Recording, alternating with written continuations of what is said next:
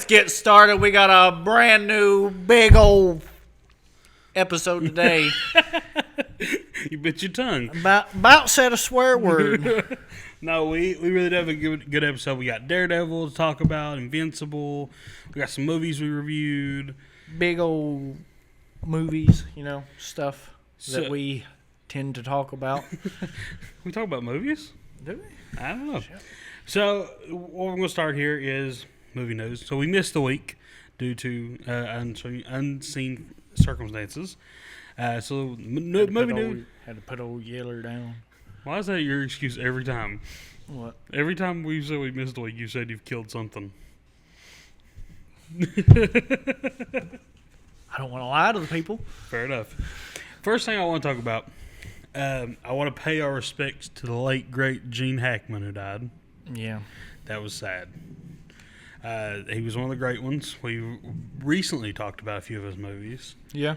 It's Yeah. usually how it goes. Right before an actor dies, I really get into their movies and then they die. Same thing happened with Robin Williams. I was watching the hell out of RV and his other movies.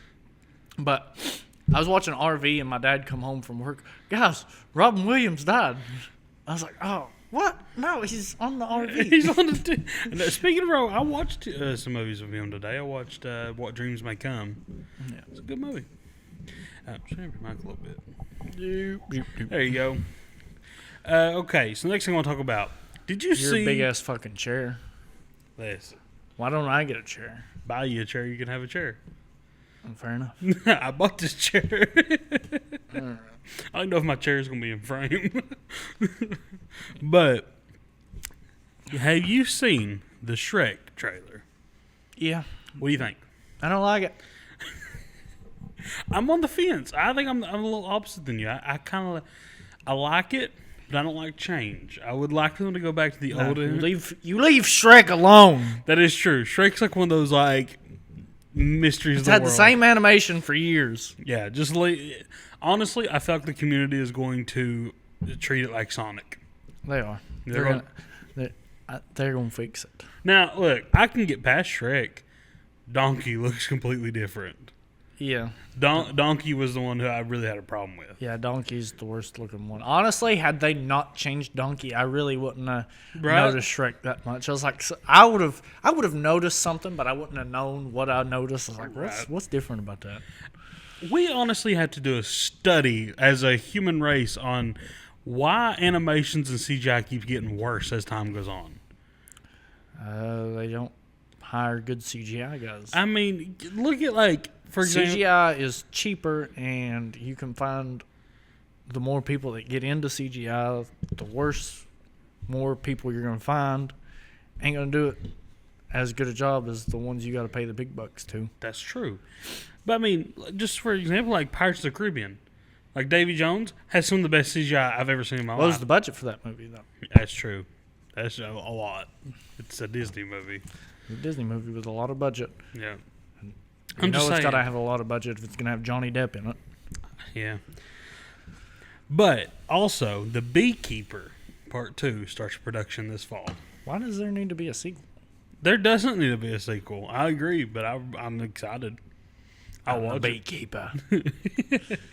Also, Naughty Dog has said that The Last of Us, they have no plans to make a Last of Us 3 as of right now. I know that doesn't mean much to you because you have yet to play the games. You have to play the games before we review it in April Okay. because you have to compare those. But the reason Says the guy who didn't play Borderlands. I played Borderlands, just ain't played all of Borderlands. I ain't played all 3. You should have. I've been halfway through 3. That's it. I played Handsome Jack, and then the second one, and then the third one. And just from playing those 3, I can see that none of the characters was right. And I agreed with that. I just agreed I had a good time with it. No. But you made me lose my train of thought. Yes, The Last of Us. The reason that everyone, or not even everyone, because it got crapped on, but the reason people were semi okay with the ending of Part 2 was that we thought we were getting a Part 3. Like the ending of part 2 wrapped up, but it wrapped up in a devastating way where you're like, oh, I can't wait to see where this goes. And now it's just like it's not happening. Like that's what bugs me. The game? The game, yeah. Oh. Okay. But I ain't gonna ruin it for you because I'm really excited to get your review on that. So okay. And I am playing Borderlands for Borderlands 4. We'll play that and we will do our first video game review if you want. Alrighty, Ian. And then we got a poster and trailer for Freakier Friday. How do you feel about that? There's another thing they should have just left alone. Just left that alone. That trailer looks terrible. Yeah, because one of those isn't even her daughter. It's just her friend. Yeah. Why does she have to get sucked up into this? I agree. I understand what they're doing because everybody is on a nostalgia bait ride right now. They've been on one since 2012. I'd say about since 2018-ish. No, it's been like since 2012. Everybody's like, 90s this, 90s that. And I get wanting to introduce a whole new generation to Freaky Friday, but just let them watch Freaky Friday. Yeah. Like, just re-release it or something. Like, don't give us a crappy sequel. Don't get me wrong. I don't know if it's going to be crappy yet, but that trailer looks bad. It's going to be crappy. I think so. And then we got the Lilo and Stitch trailer. Yeah, they've made a lot of changes to that movie. I agree. I don't know how I feel about that. Yeah, like, I feel like they got Lilo casted right. Yeah. I think they got her casted I think right. she might be the only one. No, I feel like they casted everybody right. It's just they're changing so many things. Like the ice cream guy, he's not going to be in it. Yeah. The guy that keeps dropping his mint chocolate chip. Yeah. And then the one-eyed alien is looking like a human on Earth. yeah, they're using those freaking things that make them look like real people. No, that's part of the funny stuff is they dressed up like people. Like, yeah, they dress up like people and they don't actually look like people. They thought he was an ugly woman. Like yeah. No, I agree. And I'm not saying it'll make the movie flop, but it will definitely hurt the movie if they don't. They need to stick to the source material. There's a reason it's a classic. You know what I mean? No. I don't know what Disney's problem is with sticking to source material. That's their own source material. I know, dude. They just like, oh, we ain't watching our own movie. Yeah. We're not watching our own movie. Yeah, you like, crazy? But so I think what it is they don't want to CGI Pleakley and what's his Jinbei, not Jinbei. That's from One Piece. Jamba. yeah, but because it'd be expensive. Yeah. They're already CGI and Stitch, Stitch, and I assume a few more, and I assume dudes. Oh, and the big whale guy. He's not the villain in the movie. Yeah, That's stupid. yeah. No, I agree. No, it's the CPS guy. Yeah. Why are you making a CPS guy bad guy? I'm telling you, they legitimately just didn't watch their own movie. No. Like, But so the biggest piece of news that I want to rant about, they canceled Saw 11. I already made a video on our TikTok about this. What do you think? I know you like Saw, but like, what do you think about it? I mean, I guess I didn't see the last Saw. Okay, see, Did it Saw, end on a cliffhanger? a big cliffhanger. They obviously wanted one or two more films out of it, and I understand why. Because this was a series that was released like once or twice, or once every year, once every other year for almost 10 years, for almost a decade, and each movie, like, they were wrapping up a little bit, but they left it open with like some plot holes where they could fill it in later. So like they always wanted this to be a series, and it kept continuing as a series. They kind of wanted to reboot that a little bit, like with this new. Yeah. So I read somewhere they wanted it to be a trilogy, and I was down for it. The ending, now that it's canceled, pisses me off. I thought it was a fantastic ending when I watched it, but now I'm pissed. Why? Because the main character, like the main villain, gets away. Yeah.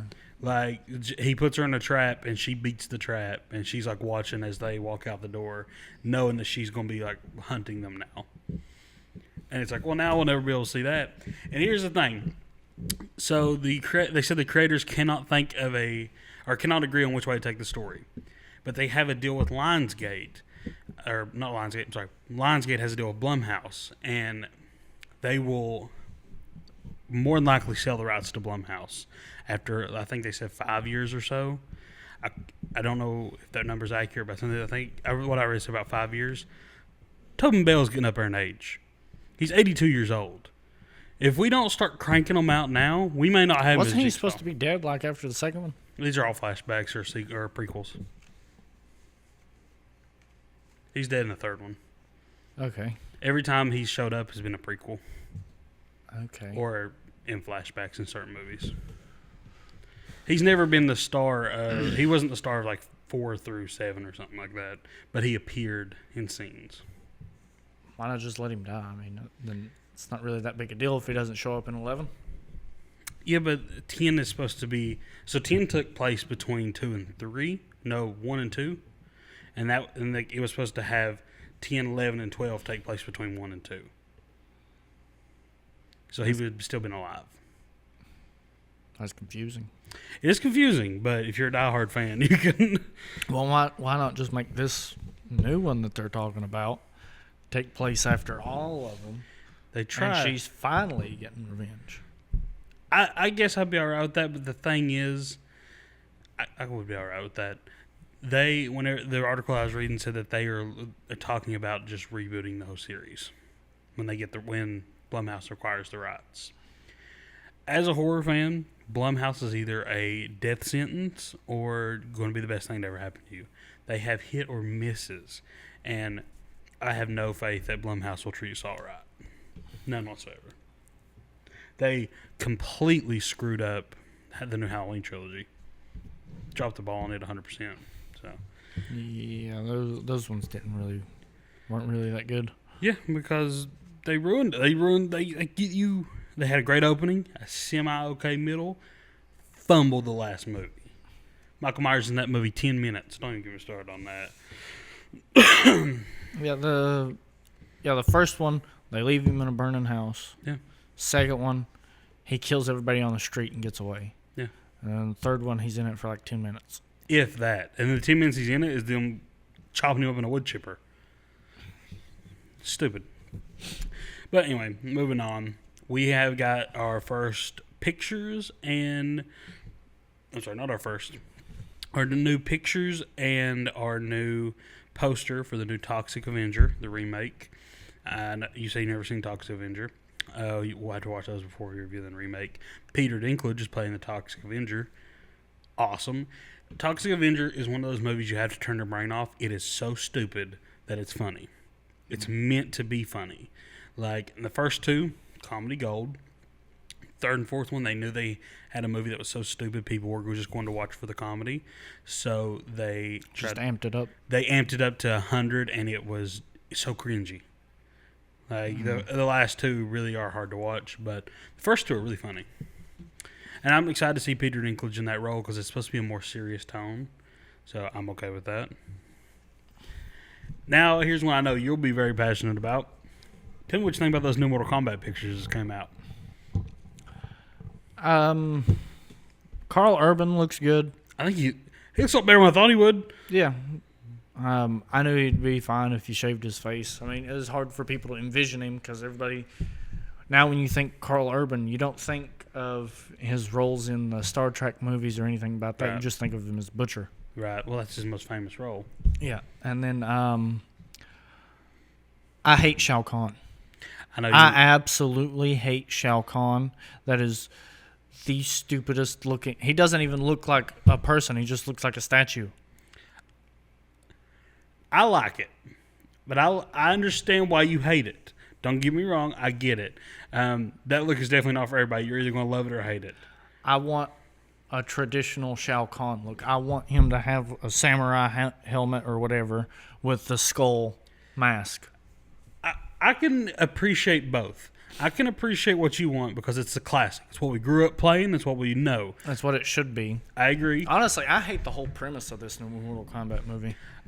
Yeah, I know you hated the first. Well, not hate the first one, but you hated the premise of the first one about them having to have the symbol to get powers. And yeah, I agree with all that. But I like the modern look too. But just because I don't hate it doesn't mean that I wouldn't prefer an old look like you're preferring. All right, so Another thing that really pissed me off about the first movie is Kano got his laser eye because of the mark. That doesn't happen. And you think he's going to be a cyborg when the freaking chameleon scratches his eye off. No, they just leave it there. Yeah. And then he doesn't even shoot lasers out of his messed up eye. Yeah. That made me so mad. No, I agree. And then Scorpion's in it for like a total of 5 minutes. I will agree they could have showed more Scorpion. And then he gets his ass kicked if it wasn't for his descendant. That's one character they should have never had. No, they shouldn't have had what's his face in there. It was stupid. Cole or whatever. Yeah. Do you know that Kano, the actor who played Kano and the actor who played Kung Lao, are signed back on for this one? So I assume they're coming back. No one ever really stays dead in these kind of movies anyway. Yeah, no, they're going to bring Quan Chi in. It's going to be like, oh, we brought you back. The actor playing Quan Chi, they have him casted. I don't remember his name. He looks the part. He's all right. Okay. Like, I'm... So what excites me about this is we're really going to be able to see how good this movie does because this is getting a theatrical release. So when the first one came out, it was in the heart of COVID. They had to do an at-home release, and then you got it on HBO Max. The reason this got a sequel, everyone craps on this movie, but it got a sequel because the streams were so high because everyone was stuck in lockdown. There's like, oh, new Mortal Kombat movie, let's watch it. Like, that's the only reason it got a sequel. Because as much as I do love the movie, and I love this movie, like, don't get me wrong, there are qualms about it that I hate, but it's a modern take on Mortal Kombat that we haven't seen since the 80s, since the last one came out, 80s or 90s. I'd rather I like the 90s version better. Watch it recently and tell me you still like the 90s version better. Well, it's more accurate. That's true. I will give you that. See, I can appreciate it for it being a cheap 90s movie. That's true. That's true. This is a big budget flop. Yeah, you're right. I hope they show more Jax because he kind of was in, like, he got his butt whooped at the beginning of the movie, and he was kind of in surgery with his metal arms and had that little tiny. Yeah, he got the freaking powers, and it just I got good robot arms now. No, yeah.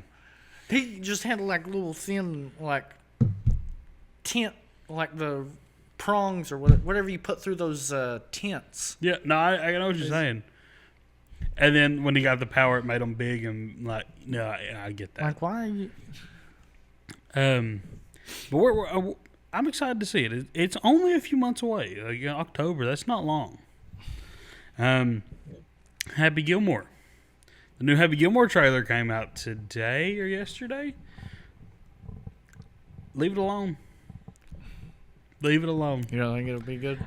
No, I think it's going to be all right because I love Adam Sandler and he could literally put out just him eating a bag of chips on the couch for an hour and I'd watch it. Like, I think he's very entertaining and it's a more nostalgia bait, but honestly, I can't like this one and hate Freaky Friday at the same time because it's the exact same thing. No, I can hate Freaky Friday and like this at the same time. I don't know. I can't because honestly, I'm not going to say it's going to be anywhere as good as the first one, but I can see how you can come back to want to play golf. I can't see how, now you guys have to switch with your daughter, granddaughter, and her friend. I get you got a point on that. I will give you that. You got a point, but I still feel like this was a property they should have left alone. But nevertheless, I think I'll enjoy it, but I don't think like you said, it's not going to be movie of the year. No. So. Also, Jack Quaid has said that he wants to. He pitched a BioShock TV show. Did you ever play the BioShock games? No, I seen what you was talking about. How you felt about Borderlands? How I feel about BioShock. I love BioShock. Played them multiple times. Loved all the lore. Love it. The reason I loved it so much is because as a kid, like even now, my biggest fear is underwater. That whole game takes place underwater, and it gives me anxiety playing that game. Like, I freak out playing that game. But it's a good one.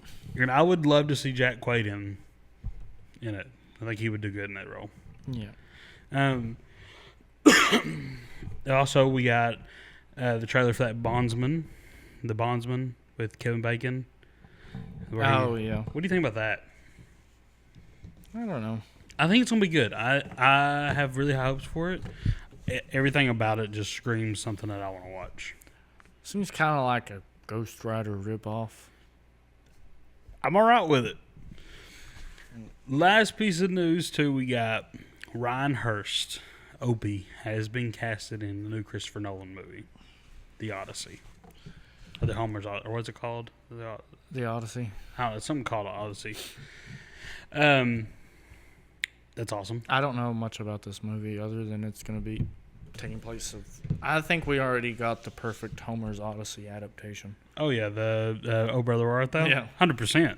Yeah. 100%. I agree with that.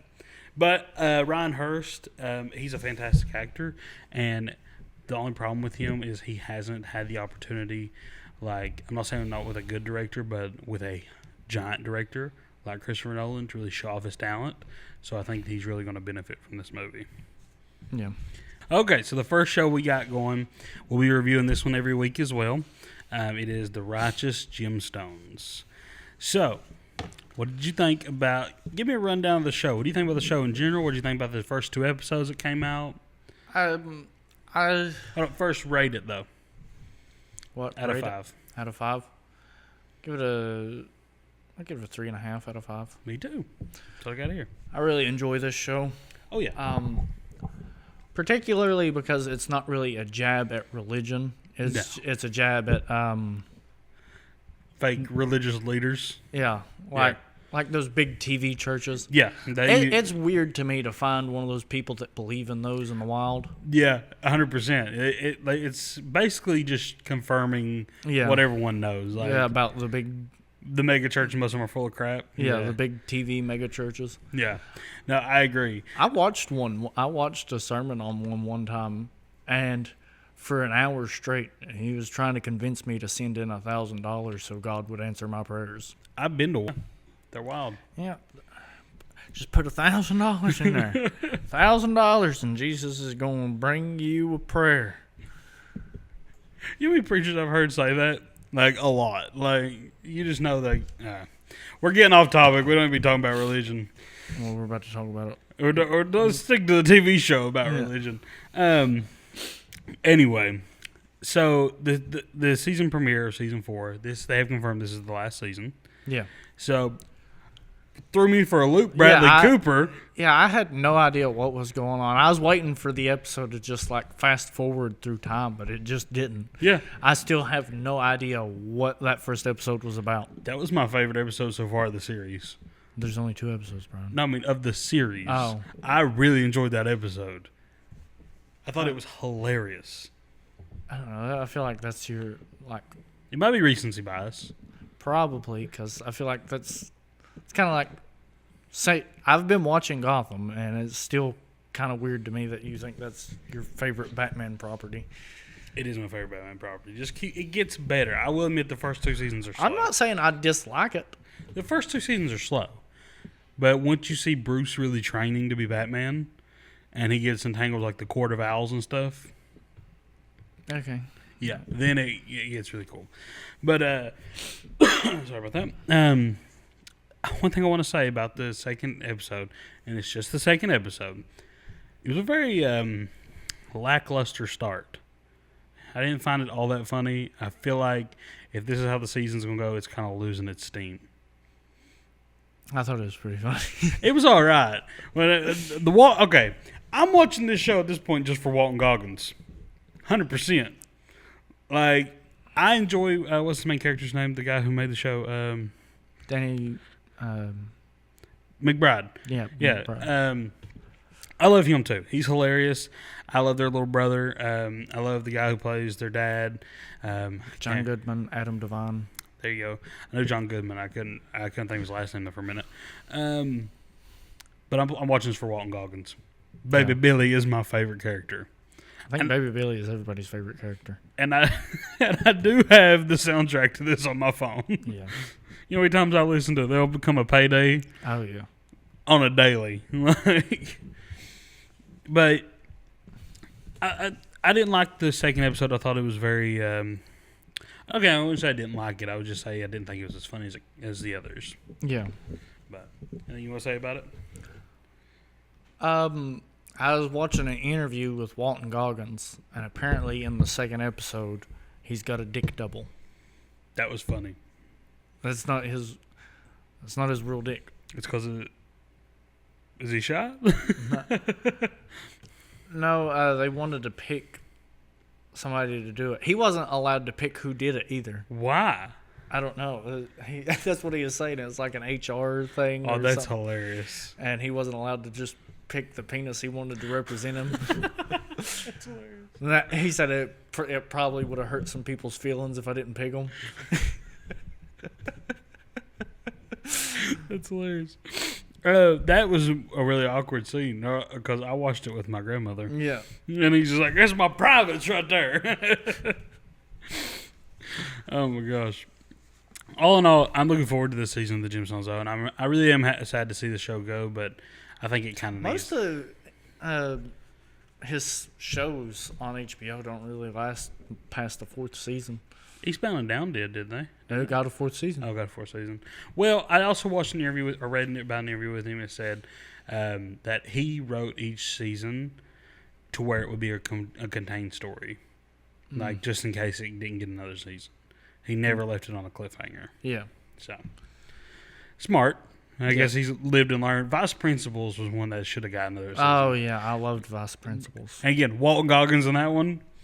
When he's burning that woman's house down, I'm burning this house down. I loved Walton Goggins in every single show I've watched him in. I've never seen him do anything I didn't like. Yeah.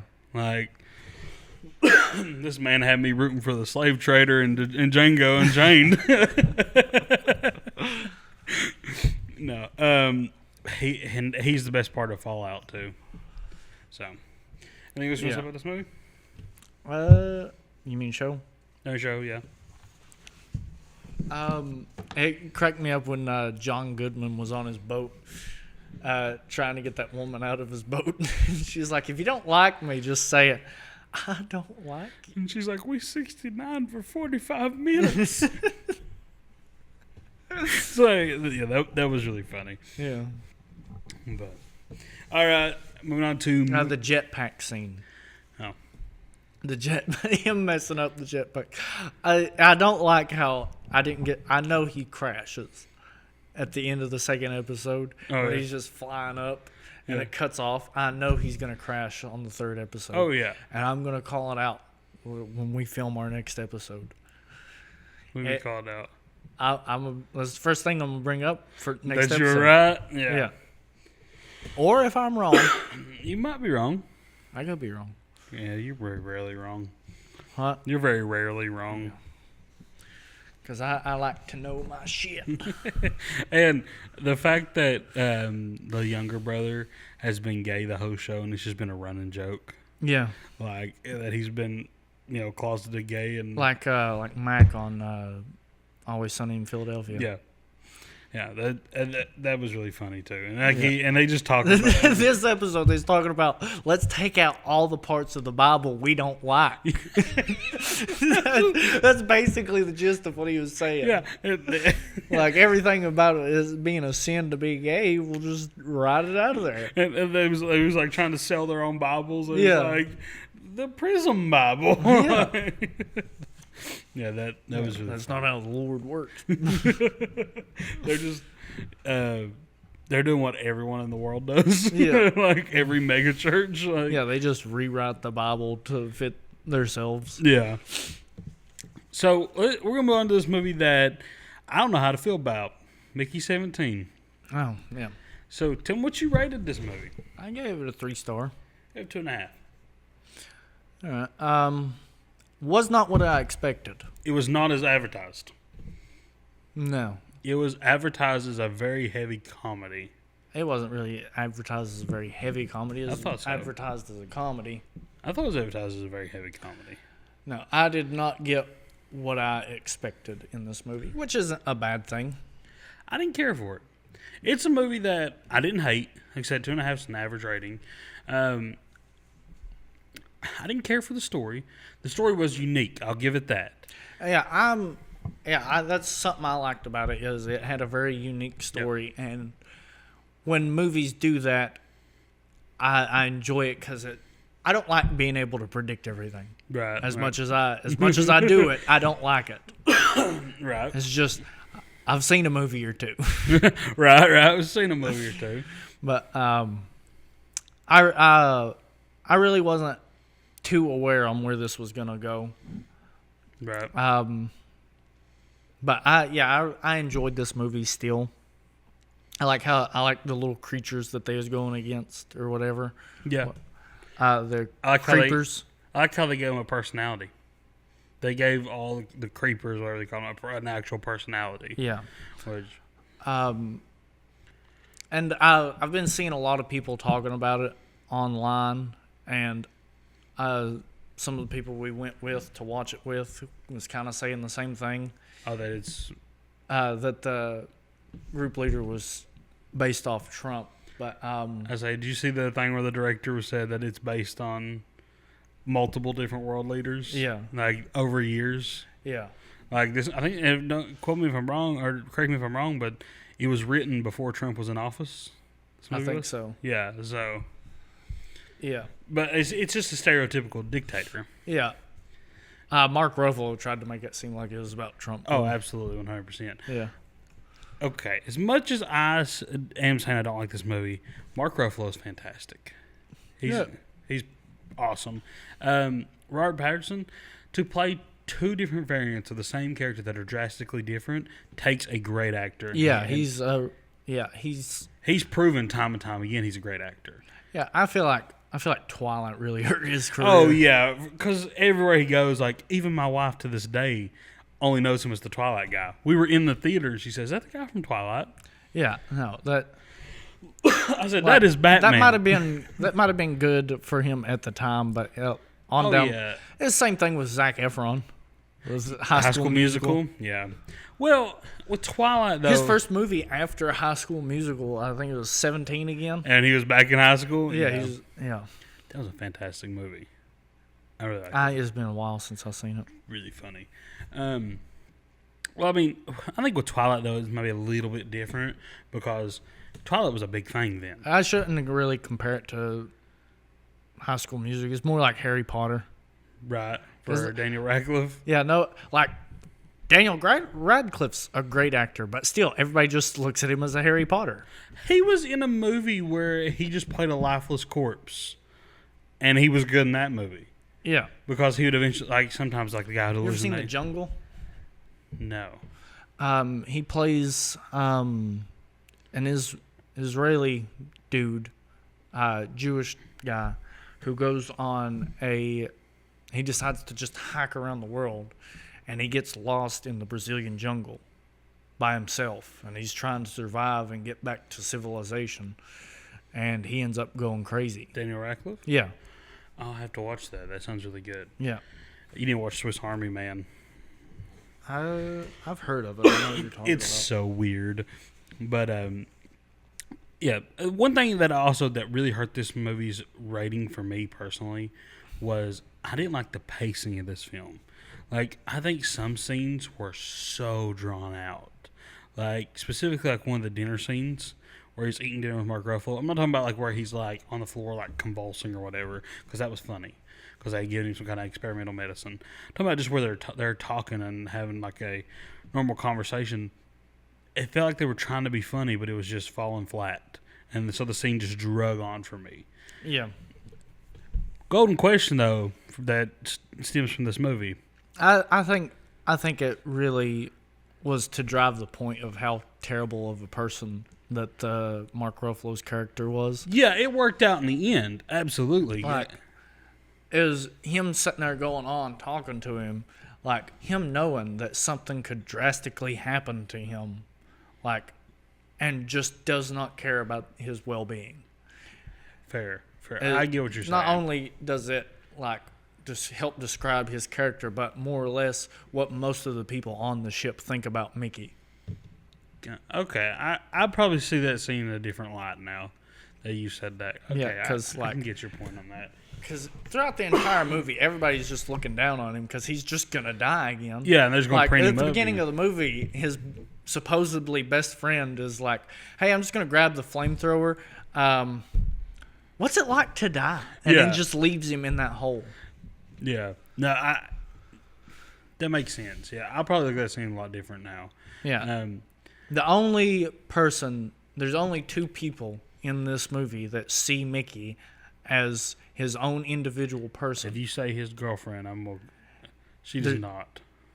Yes. No, she doesn't. How? Because she went straight over to his clone, and when they found out she was a clone, she was like, "I'm just going to have a threesome." She doesn't see them as individual people. She sees them as just... She understands that they're both two different people now. She sees the two different personalities.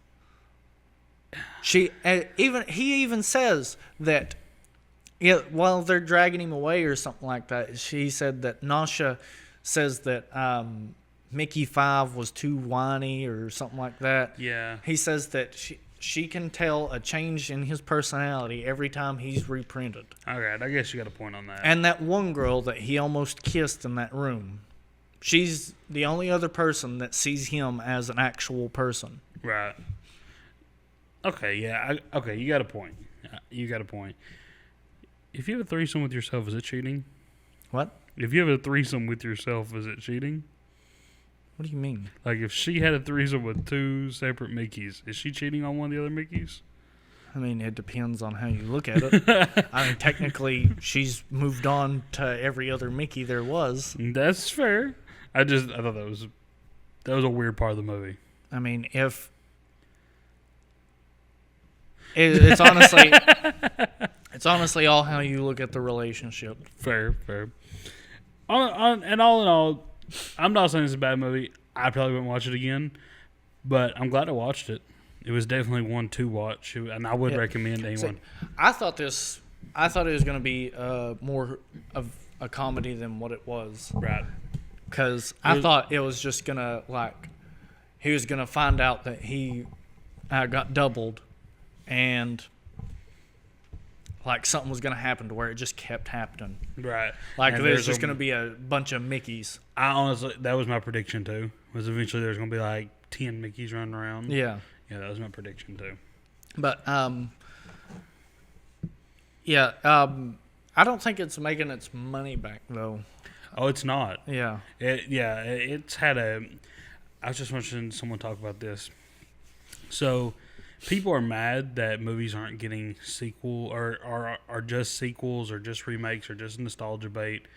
But then when it comes to movies like Mickey 17, nobody wants to go watch it. Nobody wants to go watch it. Yeah. You have to give original movies a chance.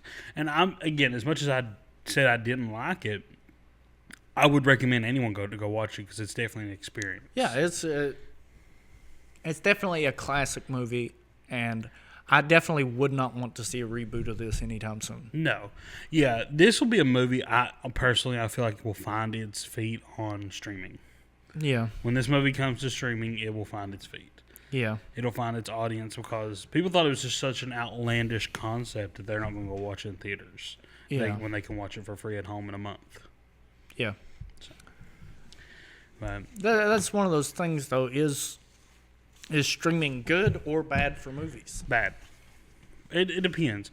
If you're talking about movies in general, it's good. If you're talking about the actual experience of watching a movie, then it's bad. Yeah. Because no one wants to go to the theater anymore.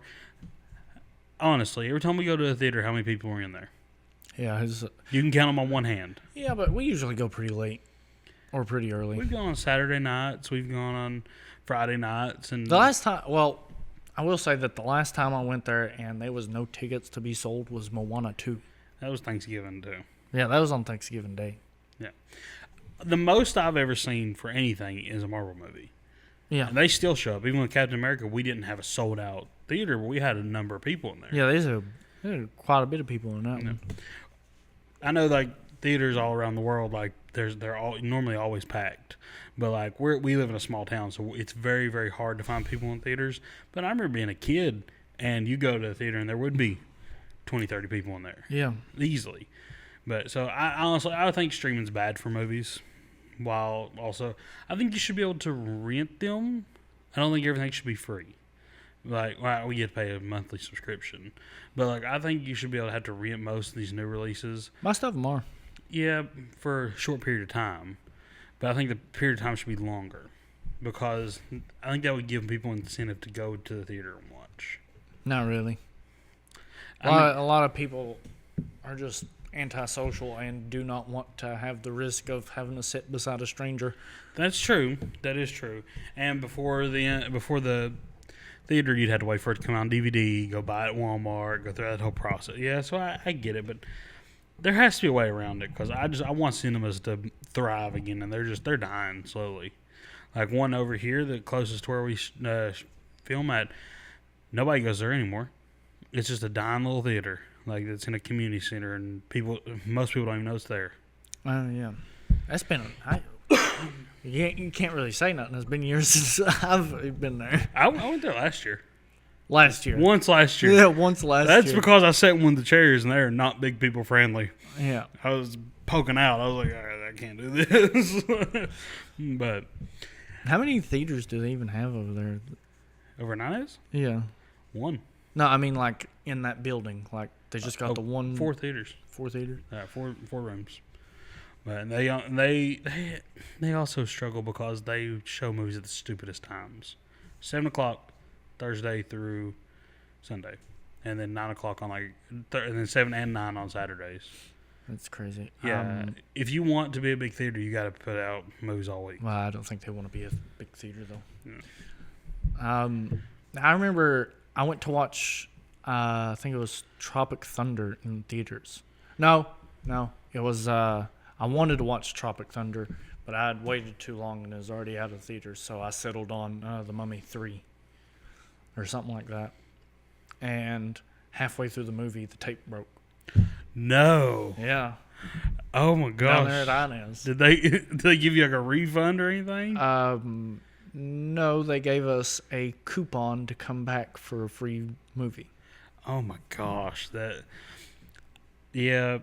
But when I was a child, like when I was like, I think it's happened 2 or 3 times. Yeah, they've had problems like that before.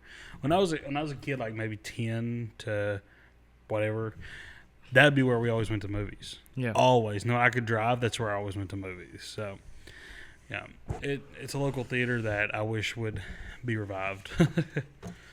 But anyway, we got a little off topic there. Yeah. Moving on to our next movie.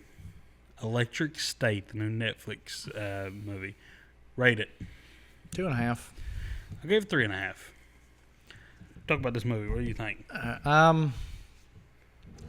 Again, I think this is the last episode we talked about. We did review that one. What was the movie called again? iRobot? No, not iRobot. Companion. I really struggle with trying to sympathize with machines. No, I agree. And if I was ever in one of these movies, I would definitely be the bad guy. Oh, yeah. 100% because they're just machines. Yeah, you are, you're programmed to do everything that you do. Yeah. I agree with that 100%. I cannot... any defective, any emotions that somebody thinks that this machine feels or the machine itself thinks it feels is just... It's just programming gone haywire. Yeah. Or, see, I can identify with iRobot a little bit more, right? Because it's an AI that it doesn't really have emotions. It's just, besides that one robot, no, that robot doesn't have real emotions. Right. It doesn't have dreams. Those are programs. Yeah. But the AI that's wanting to put everybody in their homes and whatnot, I can understand that more. It's come up with its new own programming to protect humanity. It doesn't actually have emotions or anything like that. That I understand. But this is trying to drive the point that inanimate objects can have their own emotions. Yeah, 100%. I agree with you because I felt that like I'd be the bad guy here. Like I'd be like, just shut them down, just blow them up. Like, And another premise of the movie that I think that really kind of ruins this movie is, why do you need a little boy super genius to run your droids? That made no sense. Yeah. Why is his? That is only something that would have worked within the time that this movie was based, which is in the 90s. That premise would have only worked in the 90s. Yeah, I agree, because that makes no sense. So at the beginning of the movie, I immediately realized these robots would have been super easy to kill. They were talking about how they were at war and everything. These robots would have been so easy to take down. Like, I don't understand why the human race struggled. Yeah. Like, I get they're robots, but they did not seem tough at all. No. A few bullets, put them down. Like, I don't know, like, why does people want to try and get... The only robot that I believe has emotions is Bender from Futurama. the only robot that I feel has emotions is number 5 from Short Circuit. No. Yeah. He doesn't even have actual eyes. It's just little gauges. No, I don't care. He has emotion. No. Like, I could watch Wally get thrown in a compactor. And That's feel true. nothing. Yeah, I don't care about Wally at all. But you crush Bender in front of my eyes, I'm gonna be hurt. Right, going to mourn him like a real man. Yeah.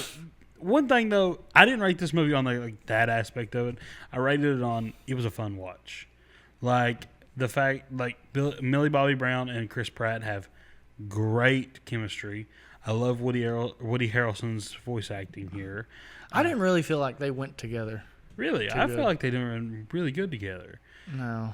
Who did Woody Harrelson play again? Mr. Peanut. Oh, yeah. I feel like he was a good voice actor. I did care about Chris Pratt's sidekick robot. I liked him a lot. I feel like if anyone had emotion in this movie, it was him. Maybe, yeah. Again, yeah, if you're looking at it from that standpoint, then yeah, I get why that rating. But if you just think it and turn your brain off, have a good time with robots. I knew the minute his regular body went down, I was like, he's got another little one. Yeah, I said the same thing. I was like, he ain't dead. Yeah. Yeah, that was... All in all, this isn't a bad movie. Again, it's I didn't know this was by the Russo brothers. Yeah, I remember that's how I heard of Russo brothers got a new movie on Netflix. That is wild. The same people who gave us Endgame gave us this, I don't want to say piece of crap, but gave us this movie. They don't even feel like they're in the same ballpark. I will say Millie Bobby Brown is stuck in that Netflix contract. She is stuck in that Netflix hell. She's stuck with Stranger Things, and she done Damsel, and now she's doing this. Does she even have a movie out or anything outside of Netflix? I don't think so. I'm telling you, she's stuck in a Netflix contract. That's what happens when they get these kid actors. No, I don't know if it's that necessarily. I mean, Netflix could just be giving her the best deals. They could be, but I doubt it. Why? Netflix doesn't really put out the best movies. Netflix is basically what you said about Blumhouse. Yeah. It's either a complete hit or a complete miss. Exactly. But I think 8 out of 10 of their movies are misses. I don't know. I wouldn't say that. I think it is. I mean, it depends on... I'm talking about the movies that they really promote. Well, yeah, the movies that they go out there and get big actors and really promote it, then yeah, they're... Yeah, it's either a hit or miss. But they just put out random stuff all the time. I love Chris Pratt in this. Chris Pratt is also another one of those characters that just plays himself. Yeah, not really plays himself. He plays the same guy in every kind of movie. Other than Parks and Rec, I love him in Parks and Rec. Parks and Rec is so funny. He is so good in that. But anything else you want to say about this movie? No. Moving on to one of my favorite shows of all time, Reacher.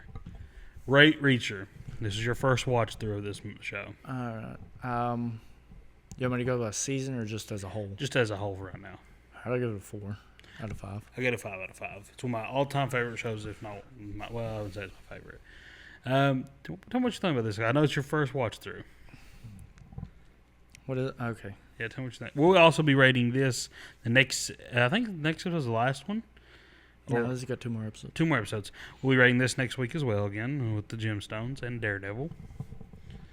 I like so far, my favorite season is definitely the first season. Really? Yeah. It's still my favorite season. Okay. It's definitely a good one. Yeah.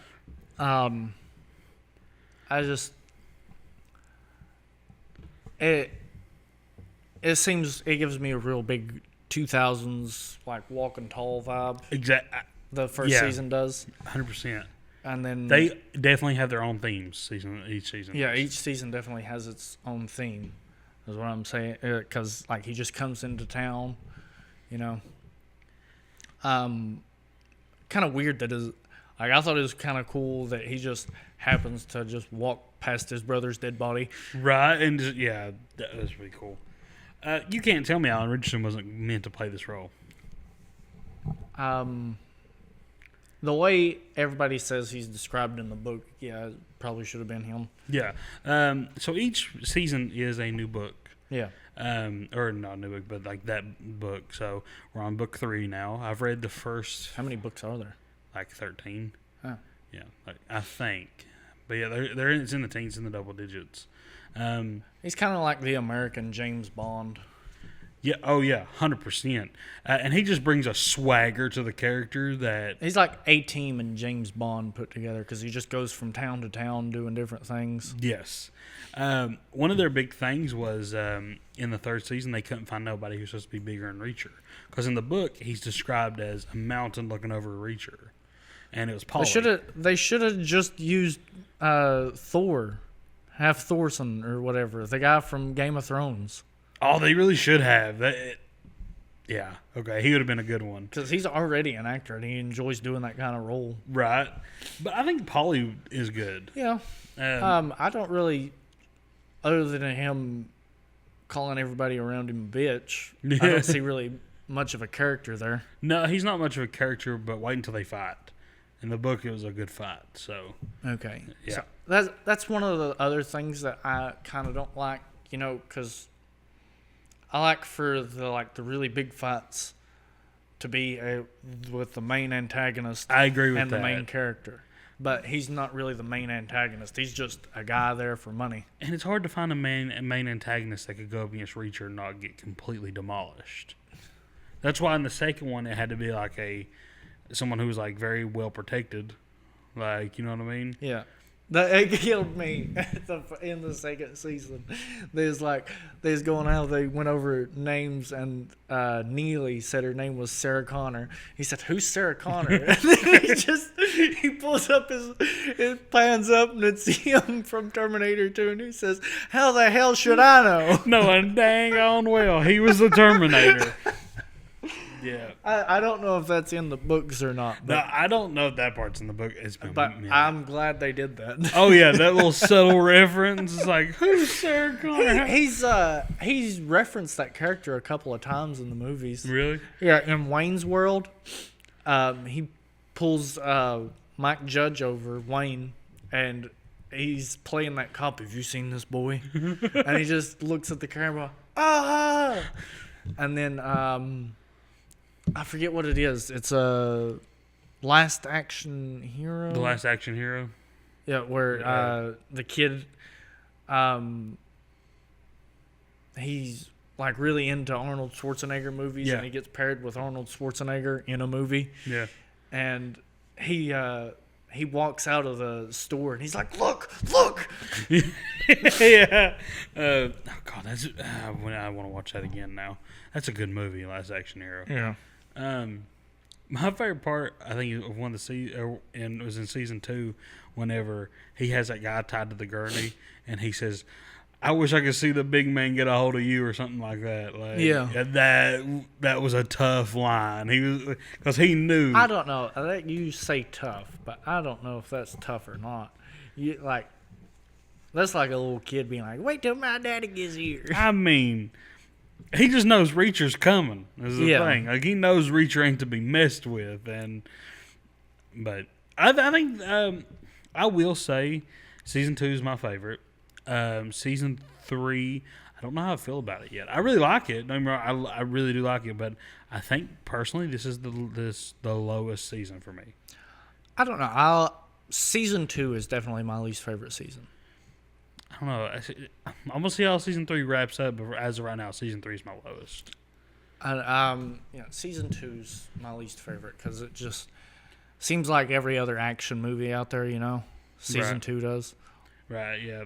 Like every revenge action movie for their fallen comrades. What's about this new episode where Neely just kind of lets that guy bleed out on the floor? Oh yeah, that was funny. That was funny. I like Neely. Neely's one of my favorite characters. Yeah. There was also what I want to say is that guy does not have amnesia. No. He knows Reacher. Like, he knows Reacher. Yeah. And they're going to reveal that sometime in the next 2 episodes. Something that bothered me about the last episode when Neely she called the ambulance and they were sitting there talking to her and she told her that there's a guy with a gunshot wound to the abdomen. And he's like, all right, we'll be there in a minute. No, that is not what happens. That is not how that phone call works. Right. Anytime there is, like, violence occurring or whatever, like, they... Like, stay on the phone with us. Stay on the phone. Stay on the phone. Yeah. Anytime, you just stay on the phone with us till an officer gets there. It's always that. No matter, usually it's no matter what the situation is. Right. Because they want to know, Yeah. All in all, though, Reacher, I'm glad you started Reacher. I've been trying to get you started forever. It's definitely worth a watch. I love it. And we'll be reviewing the next episode next week. Yep. We're going to start trying to keep up with newer stuff. Yeah. So we're going to, once these shows are done, we're going to find other shows to review and stuff. We'll have Last of Us coming out next month. Yeah. And then we'll have Dead City coming out a month after that. What's Dead City? The Walking Dead spinoff. Oh. We can watch it. Okay. And then that's just a lot of media for me to consume because I stopped watching The Walking Dead when Carl died. Well, you don't want to. You might want to start it all the way over, but that is a lot of media because there's like 6 shows right now. Yeah. You thought I had a lot with Dragon Ball? Golly. We'll find something to watch, but Last of Us will probably be our best bet for now because you just got to play them games. Yeah. They're honestly not that hard. You can probably beat them in a couple days. I tried playing them once, and I don't know, whenever I try a new game and I get frustrated or mad, especially if it's a free game. Right. Like, I got it on Game of the Month or something like that, and it was a free game. I was like, this is stupid. I delete the game. Well, if you lose a mission, I think 3 or 4 times in a row, you can skip it. No. Not the mission, but you can skip that section. Oh. Yeah. I don't know. I won't be doing that, though. Yeah, I bet. We're going to move on to our next show. One that we are very, very excited to be talking about, Daredevil. Oh, yeah. Rate the show so far. So far? Yeah. I'll give it a 3.5. Giving it a 4. I really am enjoying this show. You want to say what you want to say first? All right. So we've only had one instance where he's been in the suit. I'm getting tired of them doing that. I agree. They've done that with just about every episode, every season. I mean, that's why it's just a 4. If they would have had him in each episode, like in the suit, 4.5.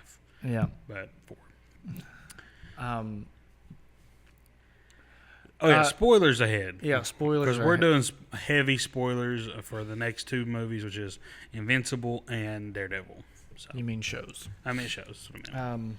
But so I'm not really that avid of a comic book reader, especially on Daredevil, but I do enjoy this. Yeah. So I was seeing online that one of the comic books where Foggy fakes his death and joins the FBI or something like that. Yeah, is on the comic book number is on one of the addresses in that episode. Which it may be a subtle hint. Yeah. But or it's just to throw people off. But there is also another iteration where Foggy dies and goes to hell, and Daredevil goes and gets him out of hell. I doubt we'll be seeing that. I doubt we'll be seeing that, but I'm just saying. And there's another one where I think he's killed in a prison. It's been a minute since I've read any Daredevil material, but I'm pretty sure there's one where he's killed in a prison. And I'm just waiting for Frank. Dude, same. When they showed the Punisher skull at the end of the last episode, I know that's not Frank. oh yeah, you know it's not Frank, but he's about to murder these cops. Maybe not murder them, but he's about to. He's gonna murder these cops. He might, because in the comics, he sees cops wearing the Punisher logo on their cop cars and their vests, and he comes over and rips it off, and he tells them that he's a vigilante and they took an oath and they don't need to look up to someone like him who kills people, and if they want a role model, he says his exact words is, "Look, you need to look up to Captain America." Yeah. I can't wait for that conversation, because you see the cops with the Punisher symbol on their neck, Yeah. and on their. I know that's what they're referencing, because they think they're vigilantes now. I cannot wait for that interaction with Frank and the cops. I just can't. Yeah, I've seen him in the trailers, and it seems like he is also reluctant to come back as the Punisher. I don't know. I don't think that's what it is, because I know in the last season of the Punisher we got, he's like full-blown Punisher now. Yeah, he's like trench coat, 2 guns. He's setting up fake meetings to shoot Yeah. them down. That's because he was embracing the full mantle of the Punisher, and I don't want them to let up. Yeah, I don't want him to either. Yeah, they need to just. One thing that's bugging me, and this review's everywhere, but there's so much to talk about with this show. We'll stick with Punisher right now, but okay, so they said that John Bernthal is writing the Punisher's special event or whatever it's called. Yes. Yeah, special event. Yeah, he's going to do this character justice. If anyone can do the Punisher right, it's John Bernthal. He's read the comics. He said when he got the role, he read all the comics. He understands the character. We've seen him do the character for years. I trust him. Something hardly. I would really appreciate from either this show, Daredevil show, or the Punisher special event is like a full-blown cameo from Spider-Man. Yes, because you know. Or I would like to at least, like, if not a full-blown cameo, I want them to just be driving by and just see Spider-Man. I agree. I'd be satisfied with that. Do you know how often Daredevil and Spider-Man work together in the comics? Yeah, they do it a lot. Yeah, that's not so far-fetched. Like, I would love to see that. But the thing is, Charlie Cox and Kingpin, what's his name? Vincent D'Onofrio. Something like that, yeah. He, so they were interviewed, and they said, "What's your favorite episode?" And they were like, episode 4 or 6 or something like that. So the fact that they didn't even say the first episode, which was freaking awesome, or the second or third episode, which all these are great, just tells me we're about to get some really good episodes. So, their favorite episodes are 4 and 6? I think that's what they said, 4 and 6. Okay. So, I think they said 4, and then one of them. Great, now 5's going to be shit. How do you feel about what they're doing to the Kingpin? What do you mean? They're making him a little okay. Correct me if I'm wrong, and correct me if I'm wrong. Did you watch Echo? No, I didn't watch Echo. You need to watch Echo. I'm going to. I'm getting caught up on Loki. There's it explains why he went away for so long and everything like that, and why there's a big scar on the side of his face. I'm gonna be watching. I'm watching Secret Invasion right now. So it's called with Nick Fury. Yep. Yeah, I'm watching Secret Invasion. I just finished up Loki season 2, and I'm going to watch Echo, and then I'm going to watch The Defenders, and then I'm going to watch all the Iron Fist and all that. Honestly, you can probably just skip all the other Netflix shows because I don't think they're going to do nothing with those. Yeah. I mean, you might be able to wait until I'd say I'd just wait on all those until they announce something about them. The only one I'm not watching over is Jessica Jones. I tried to watch that a few times. Yeah, I know. I don't like Jessica Jones either. But I don't like her. I don't like the actor that plays her. I don't either. I don't either at all. The character in the comics is all right, but that actor, I don't like her either. What was I saying? Oh, so correct me if I'm wrong in the comments if you want, or correct me if I'm wrong, but I don't think I've ever seen a comic book adaptation of the Kingpin where he's a straight shooter. You know what I mean? I could be wrong, but I cannot recall one off the top of my head where he is just... I know he's saying he's trying to do everything by the book, and I know eventually he's going to snap and go back into his old ways. I know that's coming. I get it. But I don't remember an adaptation where he ever even tries to. Like I said, I'm not an avid comic book reader, but you need to watch Echo. I'm going to watch Echo.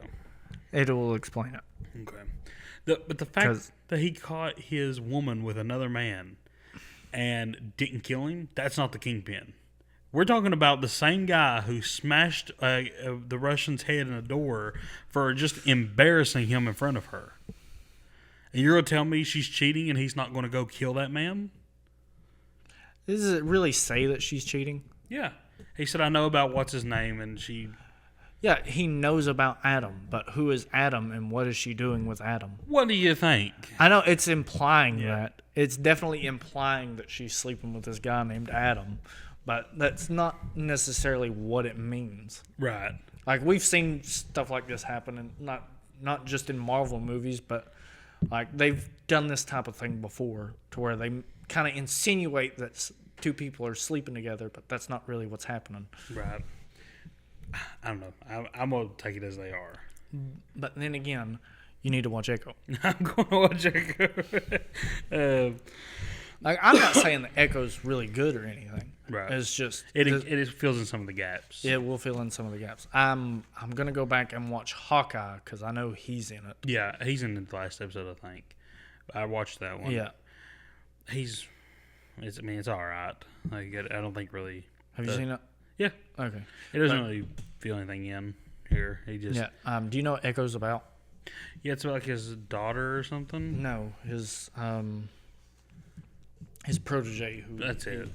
adopts Right. as his daughter. But, like, it's about her coming back to her hometown.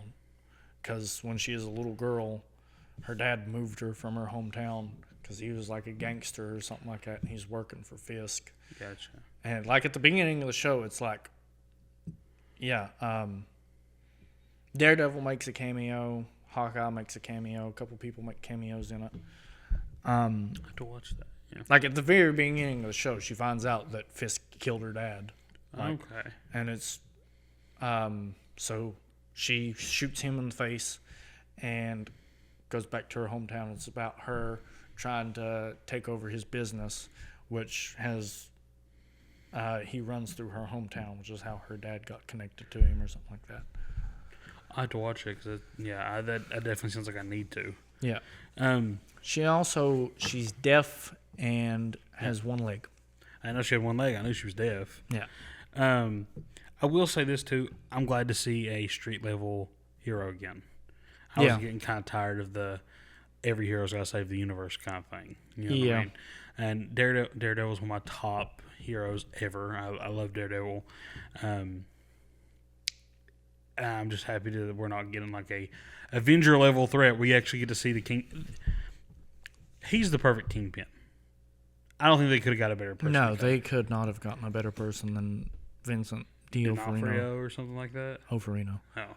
It was kind of weird to me when I first started watching the series, because to me he's always just going to be Private. At the time, he was always going to be Private Powell from Full Metal Jacket. The biggest thing that bothered me was he wasn't buff enough, but looking at the Kingpin in the comics, his level of buff is unrealistic. Yeah. So I agree that he is the one to play him. Vincent D'Onofrio is he's I think 6'5" or something like that. Yeah, I mean he's big enough, but like in the comics, like his arms are swole, like, you know what I mean. And he's a fit dude, but like I said, in the comics, I had an unrealistic expectation. Yeah, don't. Yeah, no. But some actors like Wolverine, Hugh Jackman playing Wolverine, Deadpool, Ryan Reynolds, he was born to play Kingpin. Like, I'm not convinced Charlie Cox is the only one who can play Daredevil. Yeah. There are multiple people who can play Daredevil, but there's only one Kingpin. So yeah, it is him. Yeah, for sure. Absolutely. What do you think about White Tiger? I don't really know much about the character. I remember I watched Ultimate Spider-Man. And he was in Ultimate Spider-Man. No, his daughter was. Oh. His daughter took over the amulet or something like that. Do you blame his death on Daredevil? On Matt? Partially. Well, no, not really. I mean, if he had been convicted, they would have had somebody kill him in prison. Well, that's true. And maybe if he would have just took his advice and quit being White Tiger, he may not have been gunned down the street in a White Tiger outfit. Now, here's the big thing we got to talk about. Their choice to kill off Foggy. How do you feel about that? Oh, yeah. I'm not so sure they killed him off. I know, the comic book line where he goes into witness protection. So, I think that was one of the best scenes ever. Like, that fight. That was a one take of that fight. That is crazy. That is honestly really crazy. Because it was such a good choreographed fight. Yeah. Like, and the fact that they done that in one take. Yeah, I honestly, I'm not going to lie, I couldn't see everything hitting Daredevil. Right. And I was like, why didn't they reshoot this? He's not deflecting any of those. And then he got on the rooftop. I was like, oh. Oh, he's a porcupine. I was like, oh, he's not deflecting all of these. Because that's one thing. Bullseye, I don't like his outfit or whatever they had him in. That he needs a comic book accurate outfit. But he wasn't established as Bullseye at the end, and like all through season 3 of Daredevil. Bullseye is one of the biggest characters he's somebody to be reckoned with. Yeah. He doesn't miss. The fact that he shot Foggy where Matt would hear him, hear his heartbeat, go slower and slower, and he knew he could hear that. That was the coolest detail ever. Because the whole time he's beating the brakes off Bullseye, he can hear his friend slowly dying on the sidewalk. Yeah. And you can see something in his psyche just snap. Because, he just throws him off the roof. Yeah, he didn't, For 3 seasons, we had him, have an internal conflict where, I'm going to kill Kingpin or not. And then he settles to not kill Kingpin. But the second he knows Foggy's dead, threw this guy off the roof. Yeah, he didn't hesitate or not. It's it's not really that he planned on killing him. It's just, he didn't care, and he just wanted it to be over, so he just... I don't think it was He was laughing, too. He laughed as he threw him off the roof. Yeah, he did, but I don't think it was really necessarily him wanting to kill him. I don't think it was either. I think it was just him going crazy. I think he was just done with the fight. He just wanted it to be over, and he did not care whether he lived or died. Yeah. And after he did it, he realized what he could have done. Right. And he's just it's finally happened, and he's going crazy. Yeah. Again, just the fact that he could hear Foggy slowly die was a great detail. But Bullseye's going to be a problem. He is a problem in the comics. The reason they done that with Karen and Foggy was because those actors weren't supposed to come back. They were not signed on for this season of Daredevil, and the studio got bullied into bringing them back. So you can't really just bring Charlie Cox back and not explain what happened to the others. Yeah, I think Karen knows he's alive and he's in witness protection. Yeah, so I think that's what's happening, or he may just really be dead. We will find out eventually. We'll find out eventually. But anything else you want to say about this one? This is my favorite show on right now. Currently getting new episodes. I'm still even though this is a good season and everything, I'm getting tired of the same thing. I don't want to step back into the mantle. I know. That honestly, the best season we've ever had of Daredevil was season 2 on Netflix. Because the Punisher. Not just because of the Punisher, but because he was Daredevil. He was Daredevil for the whole thing. He didn't have this internal conflict about wanting to be Daredevil, not wanting to be Daredevil. Bugged me was all through season 3, we never got to see him in the Daredevil suit. Not once. He go back and watch it. He was not once in the Daredevil costume. Yeah. Do you think She-Hulk will be mentioned at all in this? I don't know. Daredevil's kind of a whore. Yeah. Daredevil's also She-Hulk. Yeah, but Daredevil's kind of a whore. He's bagging them. Somebody was talking about it. It's they was talking about how they didn't want Daredevil to be as serious as he was in this show, and they just wanted him to go back to being like how he was in She-Hulk. Like that's not it. Like no, That's not Daredevil. yeah, no. Like I can see, like I expect that kind of thing to happen in a different character's show. Like, Right. You can't have him do that in the Daredevil show. yeah, no. I wouldn't expect She-Hulk to be funny in Daredevil. Right. I tell you what I am looking forward to. Muse is coming. I'm looking forward to Muse. Has he been hinted yet? Okay, so you know the guy who is going up and talking to Matt's therapist? I think it's Matt's therapist. Matt's therapist, or was it Vanessa? Somebody at the bookstore. Remember the bookstore scene where she was like signing books? No. Oh, well, I think it was the therapist. He was going up and talking to her, and like it showed a little more detail of their conversation. I think that's Muse. I don't want to say. You think his girlfriend is Muse? No, the guy talking to her. Oh. Because he was kind of creepy. Go back and watch it. I think he was Muse, but I could be completely wrong on that. I wasn't really paying attention to his girlfriend too much. I think it's, I don't know if it's, and it wouldn't be Vanessa. It'd be his girlfriend. She's signing books for something, or maybe it's just a random author, but someone's signing books, and this man comes up, and he's kind of like getting a lot of detail about it, and I want to say that's Muse. I would bet heavy on that's Muse. Is Muse confirmed for this? Oh yeah. He is for sure in this season. Okay. And he's a serial killer. Like he's not a villain. He is a killer. Okay, maybe that's who Punisher's tracking. That'd be awesome. I want to see the Punisher. I just want my boy Frank to come back. Well, maybe the new episode's up while we're filming this. Yeah. I really want to see the black and red suit. By the way, all black with the red eyes and the red D's. Oh, you're talking about Daredevil. I thought you were talking about Punisher. I was like, I've not heard of that suit. No. I want to see Daredevil's. I've been like, I don't know. Whenever I start these things, I really get into it. Like I've bought customizations for things and everything, and I've been looking a lot into Punisher. And I've seen this part where I've probably read more Punisher comic books than any other comic book I've ever read. Yeah, but I've seen this thing where Thomas Jane's Punisher was in Spider-Man 2, and I went back and looked it up. He is, like, for a split second while Mary Jane's running out of her wedding, Thomas Jane, just in all black, passes by her and just looks behind him and then keeps walking. Oh yeah, you told me about that. I liked that scene after that. That's funny.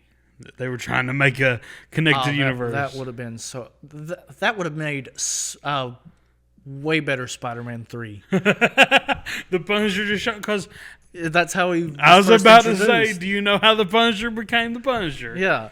Yeah, he first showed up in the Spider-Man issue. Think of it. They could have, he could have heard that he killed Norman Osborn, and he's like, I got to kill it, take care of the spider or something like that. I think, don't get me wrong, I'm not for sure, but I think that ends with him unmasking Peter Parker and seeing it's a kid. Yeah. And him being like, oh, I ain't going to kill a kid. Like, I think that's how that goes. Oh. But, that's all about Daredevil, unless you got something else you want to say. No, I'm good on that. Now our finale, the one I've been so hyped about. This is the best superhero show on television as of right now. It's better than The Boys. It's better than Daredevil. It's better than anything Marvel or DC is putting out. Invincible. Yeah. Rate Invincible. 4.5 out of 5. 10 out of 5. 10 out of... I mean, I cannot rate this show high enough. I love this show. Tell me what you think about this. It's a good show. It's definitely one of my favorite things. I started watching it when it first came out. Same. And I patiently waited 3 or 4 years for season 2. Well, I can't say patiently. We had no option but to wait patiently. Yeah. But I honestly did not think season 2 was going to happen. I was like, why did nobody watch this show? I thought like it got bad reviews or something, but everything I looked up about it, everybody loved it. Yep. And I was like, why is there no season 2? They didn't expect nobody to love it. Yeah. There's so much to say about this show. Yeah. For one, rank the seasons. What do you think? Which season's the best, least, and in the middle for you? Well, I like the third season's the best season to me. I agree. And then honestly, I like the second season the least. Same. Because nothing beats that Omni-Man and Invincible fight. Except Conquest and Invincible. No, I think Omni-Man and Invincible fight was better, personally. I don't know. I feel like there's more carnage with the Invincible and Omni-Man fight. I think it was better for the character development, too. Maybe. Maybe. You're right. Maybe, because Mark finally made the resolution. I'm going to kill people now. Dude, listen. I've been waiting. Listen, Mark is just a whiny bitch. He is. He really is. I ain't never seen someone lose so many fights in my life. Ever. Well, to be honest, he was doing pretty good up until Conquest showed up. No. I'm talking about this season. Every other fight. No, win. When in this season did he win? Yeah, that's true. It feels kind of like the Spider-Man thing where he's just constantly holding back and he doesn't want to kill. But I feel like in season 4, he is just gonna mess things up. When Thrag shows up, he has to. If he wants to survive, he's going to have to. Yeah. I can get season 1 doing that because he's a new superhero. He's just starting off. He don't know how to use his powers. He really don't know what he's doing. I can understand him getting, beat in the first year. Second season, he needs to start getting some progress. Yeah. The third season, he needs to be he's fighting Viltrumites. In all honesty, he's the strongest person on Earth. And that says a lot about Earth. Because he's getting... again, too, there has to be a study done on the Immortal. On how bad they ruined this character. This man went toe-to-toe with Omni-Man, put up a decent fight against Omni-Man in Season 1. No, he didn't. He put up a decent fight. He knocked him back a little bit, knocked him into the ground, knocked him off his balance, which is more than what most did. I will say, had it not been for Red Rush, I think that fight would have been over a lot quicker. Oh, no, I'm not talking about that first. I'm talking about when him and Mark are fighting and Immortal shows up.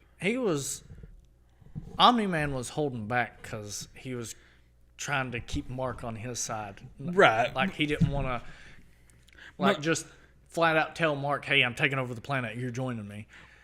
Well, my point that was because when it came down to it and he's like, all right, and he just sliced his head off. Yeah.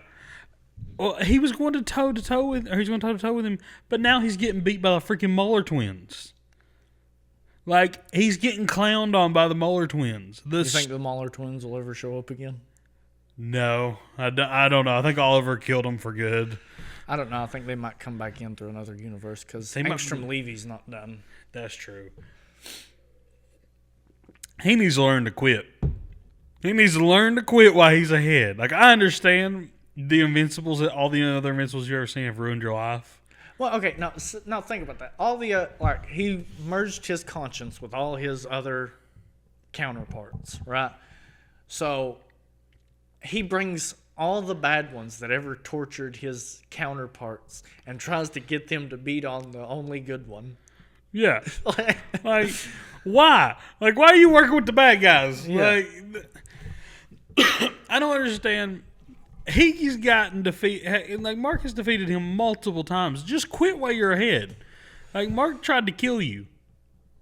Oh my gosh, we're not even in. He was going to. Yeah, I know he was. He was about to. Can we talk about how Cecil is not the bad guy? Okay, I will say Cecil is 100% the good guy. If I was Invincible, I'd be Cecil. I can see both of their points right very clearly. Up until you have 20 different yous show up from another universe. Well, his reanimates killed one Mark. So, he's right. Yeah. Make 1,000 more. And people keep saying there's no weakness, but what's that sound? Right. That's, and in the comic books, they have sound and they have heat. They can throw them into the sun and the Viltrumites will die. Okay. So, Different Viltrumites have different levels of Heat resistance. heat resistance. Yeah. Yeah. But If you notice, whenever they're testing Mark's weaknesses, he can only stay in the lava for so long. yeah. So, no. I can agree with Mark kinda up until the Marks show up. Yeah. Now I kind of just think he's being whiny about it and just He's being an entitled brat. Like, you need to think about the safety of the world. I get that this guy tried to kill your friend. Yeah. I get it. Deal with that after the Viltrumites leave you alone. now. Honestly, the part I agree about most with Mark is the implant. Yeah, no, I agree. Yeah, he's right about that. He shouldn't have implanted, but I see Cecil's point too. yeah, Like, Omni-Man was like their most trusted, and he wasn't really their most trusted. He was their most powerful hero. most powerful, but he was trusted, and he wiped out an entire team, and is now was leading an invasion to Earth. Yeah. I understand putting the implant in his head. I'd have put a bomb in his head. Yeah. Cecil, I do not agree with Cecil about Locke and Conquest Oh, though. I agree with that, 100%. That's the one thing that I see Cecil did wrong. Burn him. Yeah, I know. That's what I'm saying. Like, I don't think he should, like, just get rid of him. Yeah. Throw him in the lava. Do something. He said, "Oh, if he even moves, this whole place is." That's not enough. Did Yeah. you see what this dude did? Like, you're trying to get him healed enough to talk. Him healed enough to talk is probably him healed enough to beat the brakes off you. Yeah, him healed enough is enough to get out of whatever prison you put him in, Yeah. for sure. Him keeping Conquest is stupid. Yeah. Like, but, yeah, Mark, he just keeps losing all his fights. What's some of the Batman and Batman and Spider-Man references? In season 2? No, there was I think season 2. Yeah, season 2 when he's trying to get Angstrom leaving, he just keeps... Well, there's a Batman reference too. Yeah. Is this season 2? Yeah, it's all season 2. I don't know if that's 3 or 2. Yeah. It's really not that big of a Batman reference. It's just... Well, it's funny though. Yeah, it's just his cape. He actually, in the Invincible comics, he actually does see Spider-Man. Yeah, see Spider-Man. Have you ever watched the movie Paul about the alien? Yeah. I was rewatching it the other day, and whenever they meet Paul, he has an Invincible shirt on. Oh, I didn't know that. That was wild, ain't it? It came out like 2000. In a couple of episodes, they're in a house or something like that on The Walking Dead, and there's Invincible toys laying there. That's because Robert Kirkman. Yeah, I know. Robert Kirkman wrote them. Made both of them. Pretty cool. I really enjoyed Multi-Paul. Yeah, I like him a lot better than Multicate. Or not Multicate, Duplicate. Duplicate, yeah. Duplicate is stupid. I hate that character. Here are 2 characters I hate more than any of them. I can give you 10 actually. Duplicate the Immortal, Duplicate the Immortal, Duplicate the Immortal, and Duplicate the Immortal. I hate them. I hate them. I hate them. Every time they have a scene on the screen, I want to fast forward the scene. I don't like the Immortal because he's just an asshole about everything. He really is. And then Kate doesn't know how to have her own damn personality. Yeah. So she just goes along with it. Yep. This is one of the most stacked TV shows ever with the cast. Yeah. I mean, Negan and Glenn got this multiversal battle going on. I mean, you telling me, like, this is the one time Glenn's going to get his get back. Yeah. Like, I mean, that's really not that good of a get back if you ask me, though. I mean, you got your femur snapped and both your arms broken. Yeah. Now the only way you can smash his head in is with your head. It ain't over yet. That would have been funny if he had grabbed like a bat or something and did it. What'd you think about Jeffrey Dean Morgan playing Conquest? A lot of people didn't like it. Yeah, I liked it a pretty good bit. I know people's been disappointed because people's been using AI to add their own voices and stuff. I think somebody used Josh Brolin as Thanos. That's a typecast. Yeah, That's 100%. I think the only person because Jeff D. Morgan done a great job. Yeah. He is perfect at delivering evil monologues. Who I wanted to play Conquest was the same guy who voiced Cotton Hill from King of the Hill. I'm having trouble. Hank's dad. Oh yeah. Okay, yeah. Stand ready, worm. That'd be funny. Only person that I probably would have picked over Jeffrey Dean Morgan, personally, probably would have been Ryan Hurst. Yeah. He would have been really good, but he is rumored to be casted in the next season. It's a rumor. I don't know how much. I heard somebody saying he's going to be Thrag. If he's Thrag, I'm alright with that. But they for sure casted the guy who played Hellraiser, and he has a stupid deep voice. Yeah. So it could be him. I hope it's Ryan Hurst though. Did you catch the Bruce Campbell cameo at the end? No. Not a cameo, but Bruce Campbell's at the end of this in the post-credit scene. No, I didn't watch the post credits. There's a post-credit scene of is it Damien Darkblood? Yeah. And when he was sent to hell, it's like, I guess, another demon or maybe the devil talking to him, and it was Bruce Campbell. Oh, I didn't know it was Bruce Campbell. I seen that scene. I didn't know it was Bruce I heard Campbell. his voice, and I said, I've heard that before somewhere, and I clicked the... the thing. Yeah, it told me, I was like, that's awesome. That's just more of the stacked cast. Yeah. I will say I didn't like how we didn't see a lot of Conquest. I know it took up a whole episode, but I would have liked to have seen it go on for like the Dragon Ball Z fights. Yeah. Like some of those fights go on for 4 or 5 episodes. That would have been cool if that was the majority of the season. You don't know what you're talking about. 4 or 5 episodes. Well, Some they go on a lot longer. no, I mean, yeah, okay. I was using that as a brief example. What do you think about the Invincible War? About all the other marks coming in? We touched on it lightly, but tell me what you think about that. Okay. I'm kind of disappointed that there wasn't more episodes covering it. I agree. That is the best episode in the season. Yeah, because... I enjoyed that more in the Conquest fight. Like, I think there should have... I think there should have been at least one mark. That was good? Yeah. I agree. One that was on Mark's side? No, not good. I mean, fighting. Oh, yeah. Because all of them are just getting pretty much beat the hell out of. Yeah.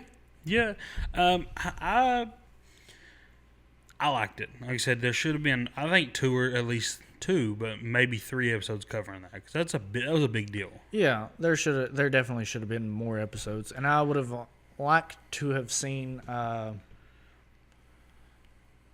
would have liked to seen one, just alpha mark. You know what I mean? Right.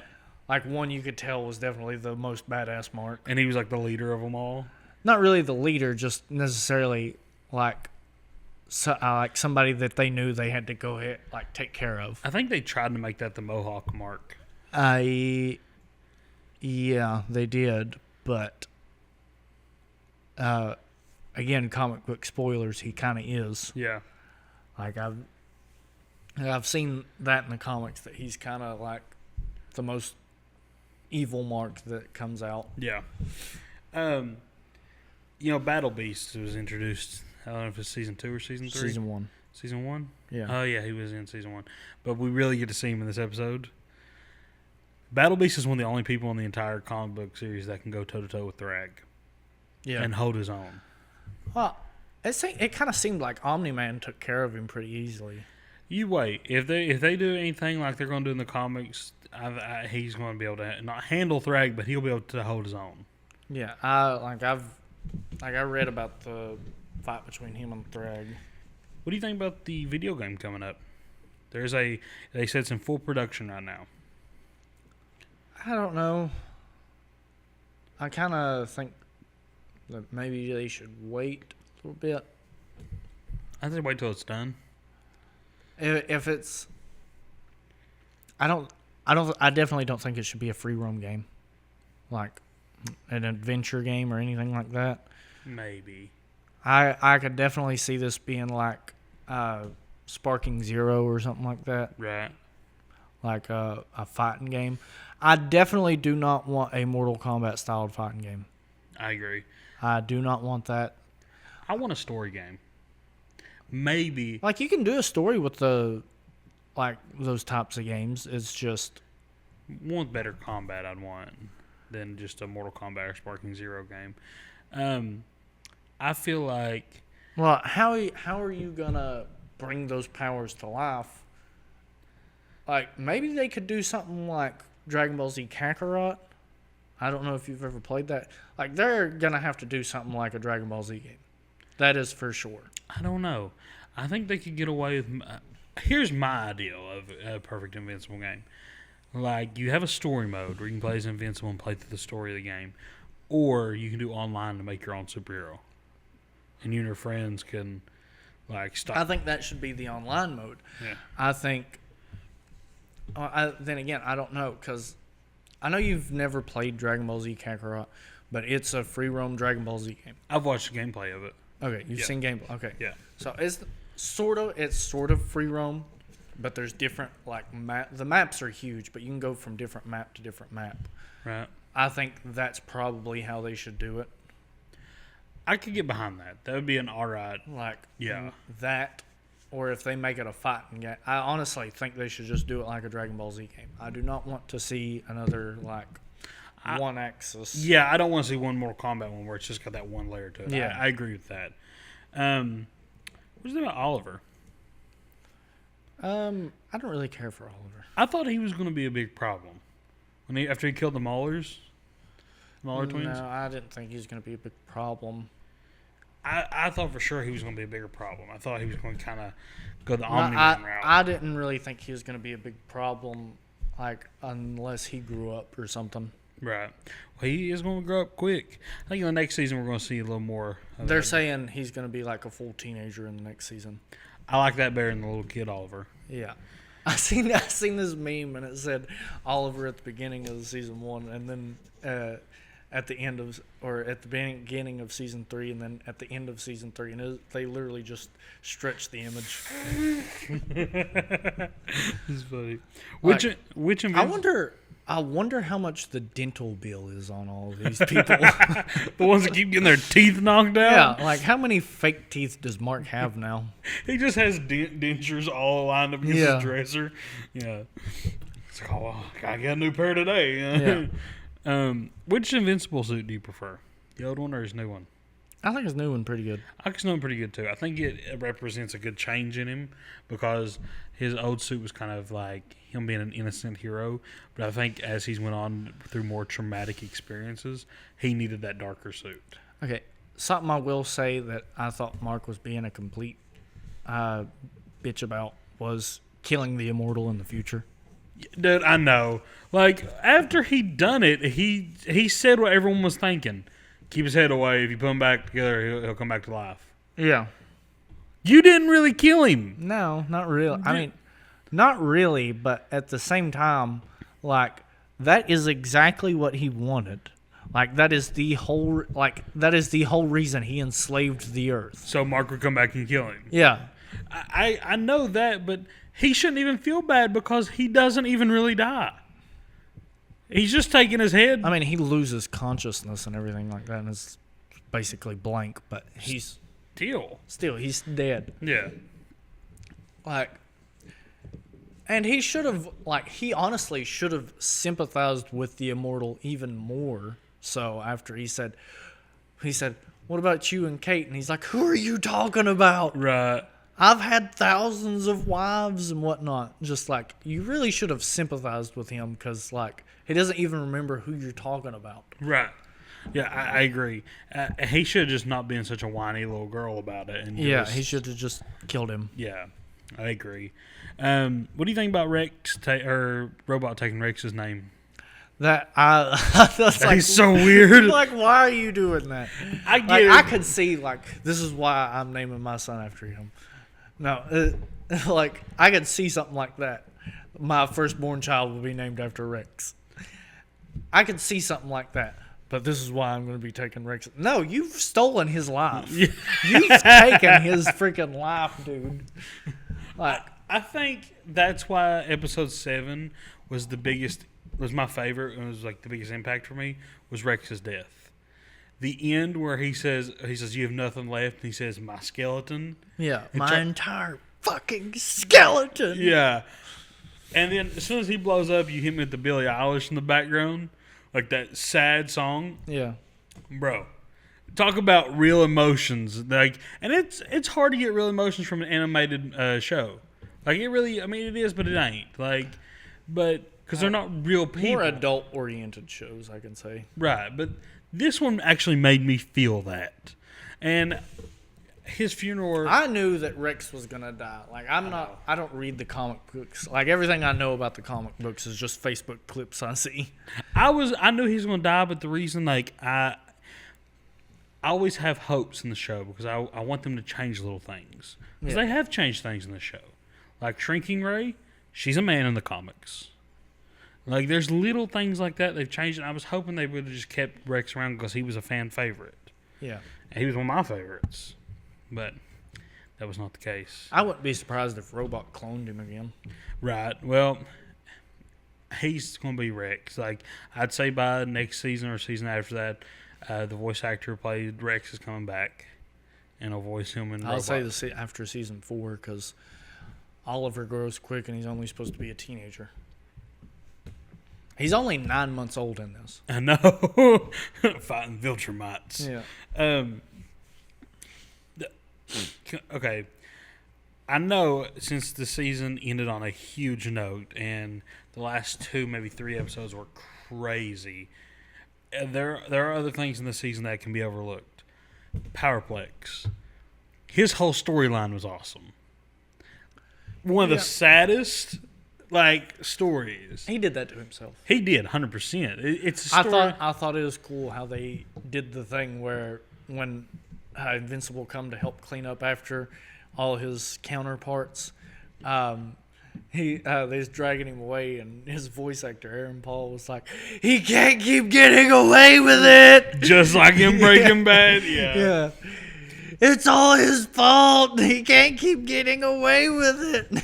I love Aaron Paul so much. I'm glad he's part of this cast too. And Powerplex, I think it can be a good character. Yeah. Like, I don't know, that whole storyline where he accidentally killed his wife and son. Oh my gosh, it was so sad. Yeah, I did not expect him to show a fried baby. No, they did. They showed a fried baby. Yeah. But I don't know, Invincible, I cannot recommend it enough. This is one of my favorite shows to date. We finally got one of our friends to watch it. We did, and he doesn't even watch shows like this. No. So I'm really excited to see his reaction. We went to talk about it. He's like, "Shut up!" Yeah, I started watching it. I was so thrown off guard when he said that. I said, "You start watching this?" Yeah. No. I'm excited to see his reaction to this. Yeah. But do you have anything else you want to say about Invincible? Yeah, kinda. It kind of just. I don't like. What was I lost my train of thought here. I don't know. I feel like they really rushed Mark and Eve's relationship. I feel like they did too. Yeah, it does not feel organic enough. I agree. Yeah. It feels a lot more organic than him and Amber. Yeah, that didn't feel right at all. Yeah, no, him and Amber did not feel right at all. I agree with that. She was just a holding place for Eve. I will say this too. Do you know that IGN? This is why I don't trust movie critics and people who rate TV shows and stuff, like big outlets. Yeah. Do you know IGN gave us the season finale of Invincible a 4 out of 10? A 4 out of 10? Said that it was bad. Yeah. A lot of people... No, that's really just an IGN thing. Though. Yeah. A lot of people dislike IGN. I try to avoid IGN when I can. I just try to avoid movie critics. Yeah. Like, I have podcasts and creators that I trust to watch their stuff and be like, okay, that's a good opinion. Like, no, IGN has an agenda. Yeah, 100%. For some reason. If I would bet that one of the creators of the show or executives that had something to do with that made them mad at IGN. I guarantee you 100%. that they Right. just don't like somebody working on Invincible. They might not. 'Cause They I feel like they've always got an agenda whenever they rate something, because they give the most god awful reviews. just some of the best stuff. Yeah, Yeah, like I agree. and some of the best, like worst stuff, they'll give like fantastic reviews. So no, they are not a trusted source at all. I don't trust movie critics in general. No, I don't either. Like I never really pay attention. I only pay attention to audience scores. Same. Like on Rotten Tomatoes, I don't ever like. That's critics. what I said. I got podcasts and creators that I know will give probably a decent, like, Yeah, honest review. So, yeah. but yeah, I think that's all for this episode. Unless you got something else. No, I'm good.